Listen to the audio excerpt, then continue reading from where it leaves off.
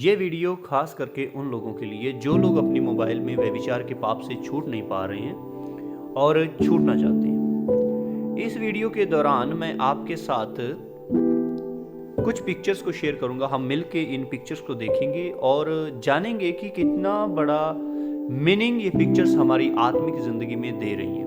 सबसे पहले मैं आपको समझाने की कोशिश करूंगा वचन के द्वारा कि ये जो व्यभिचार का पाप है, चाहे वो पोर्नोग्राफी है, चाहे वो किसी भी तरह का सोशल मीडिया के आप प्लेटफॉर्म के ऊपर जाके, चाहे वो फेसबुक हो, इंस्टाग्राम हो, यूट्यूब हो या किसी भी तरह का कोई भी प्लेटफॉर्म हो जिसके अंदर आप इस चीज़ के गुलाम बन चुके हैं। आप चाहते तो हैं कि मैं निकल पाऊँ, आप चाहते तो हैं कि मैं इन चीज़ों से बाहर आ पाऊँ, अडल्ट्री से, व्यभिचार से बाहर आ पाऊँ, पर आप निकल नहीं पा रहे हैं, आप बाहर नहीं आ पा रहे हैं।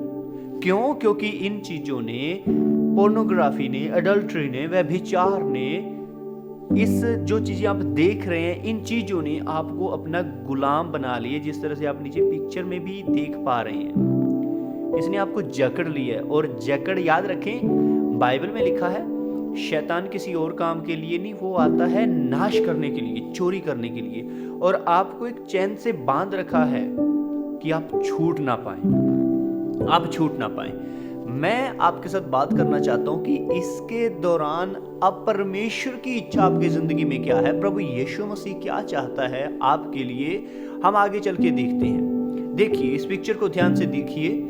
यहां पे लिखा है एक बंदा। जब हम इस पिक्चर को देखते हैं, यहां पे देख सकते हैं एक व्यक्ति एक पाप के नीचे दबा हुआ है, अडल्ट्री के नीचे या व्यभिचार के नीचे। ये बंदा बहुत बड़े बोझ के नीचे दबा हुआ है। और दूसरी तरफ से हम देखते हैं एक पिक्चर दी हुई है जैसे कि यीशु मसीह उस आदमी को छुड़ाना चाह रहे हैं और छुड़ा रहे हैं ताकि वो बंदा बाहर आ सके, बच सके। मेरे अजीजों, परमेश्वर की यही मर्जी है। हो सकता है आप एक दिन पाप करते हैं, 2 दिन देखते हैं, 3 दिन देखते हैं, पर जब आप इस चीज को कंटिन्यू करते रहते हैं, आप एक बहुत बड़े बोझ के नीचे आ जाते हैं जो आपकी 3 तरह की चीजों को बर्बाद करता है। पहला, आपका परमेश्वर के साथ रिश्ता, मतलब आपकी आत्मिक जिंदगी को बहुत ज्यादा प्रभावी करता है, ये आपकी आत्मिक जिंदगी को बर्बाद करता है। दूसरा, ये आपकी फिजिकल जिंदगी को बर्बाद करता है, आपकी मेंटेलिटी को खत्म कर देता है पूरी तरह से। आपका जो सोचने का नजरिया है, देखने का नजरिया, इसे पूरी तरह से चेंज कर देता है, बदल देता है। आपको समझ नहीं आ रहा कि आप कैसे सोच रहे हैं, पर जब आप इस भारी बोझ के नीचे दबे हैं तो ये आपके माइंडसेट को ही पूरी तरह से बदल देता है। तीसरी चीज, ये आपके रिलेशनशिप को, अगर आप मैरिड हैं, आपके रिलेशनशिप को आपके स्पाउस के साथ, आपके पार्टनर के साथ ये बदलता है। ये पाप आपके नजरिए को आपके पार्टनर के प्रति बदलता है। आप अगर इस पाप के अंदर हैं, ये आपके रिलेशंस को, चाहे वो आप किसी अपने दूसरे लोगों के साथ रिलेशन में हो, चाहे अपने पार्टनर के साथ आप रिलेशन में हो। मैं जब बात करता हूँ दूसरे लोगों के साथ, ये आपकी जो सोशल लाइफ है, जो लोगों से मिलना जुलना है, इस लाइफ को भी बहुत ज़्यादा प्रभावित करता है, इस जिंदगी को भी बहुत ज़्यादा प्रभावित करता है। ये आपकी पर्सनल जिंदगी को प्रभावित करता है। कैसे? जब आप इन चीज़ों के अंदर गुलाम हो जाते हैं, आप चाहते तो हैं कि मैं छूट जाऊं, पर आप एक बहुत बड़े बोझ के नीचे, ऐसा बोझ जिसे आप अपने आप से कभी भी निकाल नहीं पाएंगे। पर ये पिक्चर साफ दिखा रही है आपको कि परमेश्वर ये चाहता है कि आप निकल जाएं। परमेश्वर तभी आपकी मदद कर सकता है अगर आप तैयार हैं ये बोलने के लिए कि परमेश्वर, मैं निकलना चाहता हूं इस पाप से, इस पाप के बोझ से मुझे आज़ाद कीजिए। और मैं ये गारंटी लेता हूं इस बात की, प्रभु यीशु मसीह के नाम में, कि वो परमेश्वर आपको इस बोझ से आज़ाद करेगा।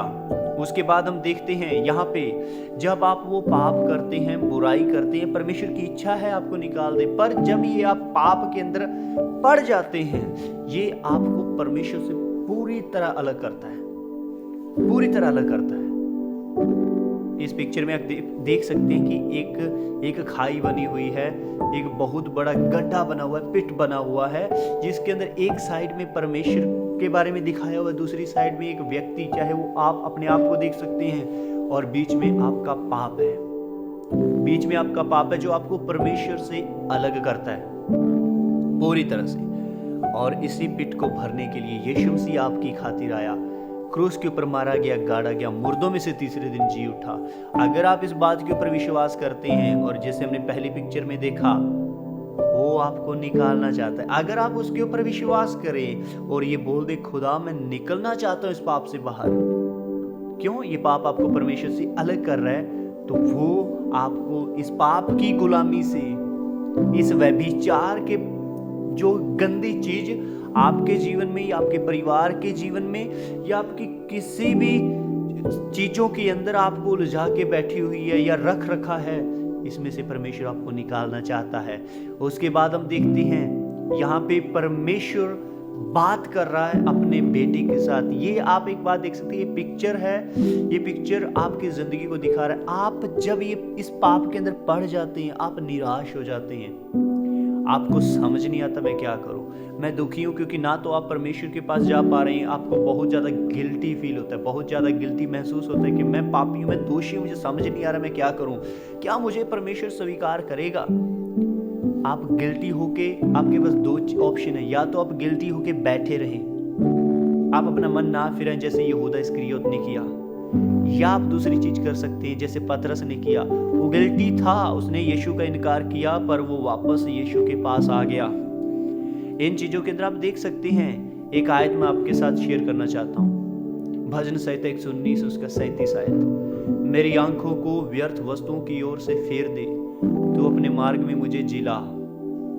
जब आप इस आयत को देखते हैं, यहाँ पे भजनकार एक बात को बोल रहा है, बहुत ही खास बात। हो सकता है भजनकार किसी ऐसी चीज में उलझा हुआ है जहां से वो निकल नहीं पा रहा है, पर वो परमेश्वर को सारी रिस्पॉन्सिबिलिटी दे रहा है कि तू मेरी आंखों को वर्थलेस चीजों की तरफ से फेर दे, जो चीजें कोई मतलब नहीं रखती हैं, व्यर्थ हैं, बेकार हैं, उन चीजों की तरफ से मेरी आंखों को फेर दे, तू अपने मार्ग में मुझे जिला। अब इस हालात में सिर्फ परमेश्वर ही है जो आपकी मदद कर सकता है, आपको निकाल सकता है इस पाप से, जो पाप आपको परमेश्वर से अलग कर रहा है। सिर्फ यीशु ही है जो आपको निकाल सकता है। आप अपनी जिंदगी उसे दे दें। इस पाप से निकलने के लिए सिर्फ एक रास्ता है, परमेश्वर की मदद मांगिए, सहायता मांगिए, वो आपकी आंखों को इन चीजों से फेर देगा।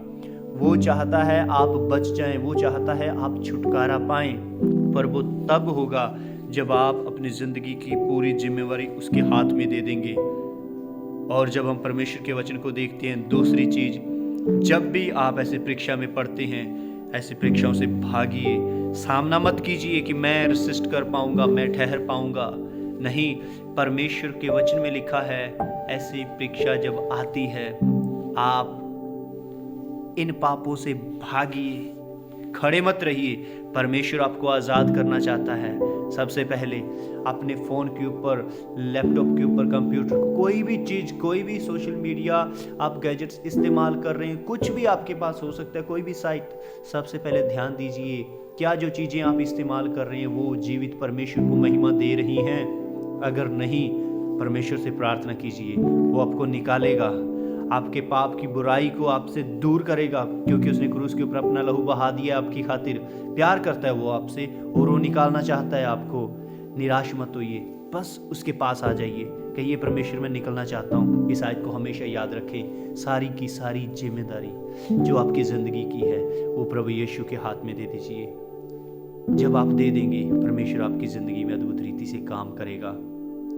मैं प्रभु यीशु मसीह के नाम में आपको ब्लेस करता हूँ, आशीषित करता हूँ, और मैं ये प्रार्थना करता हूँ कि परमेश्वर आपको इस पाप से, व्यभिचार से, जो गंदी चीज़ें आप देख रहे हैं या आपका मन करता है देखने के लिए, या आपको कुछ दुष्ट आत्माएं खींचती हैं पाप करने के लिए, परमेश्वर आपको उन सारी चीज़ों से आज़ाद करे। यीशु मसीह के नाम में मैं आपको ब्लेस करता हूँ। आमीन।